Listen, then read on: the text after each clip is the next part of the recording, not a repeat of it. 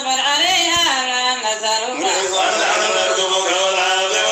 فقالوا لولا يأتينا بآية من ربه بينة ما في الصحف الأولى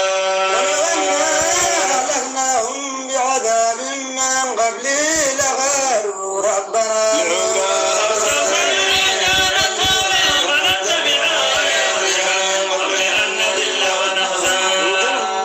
متربصون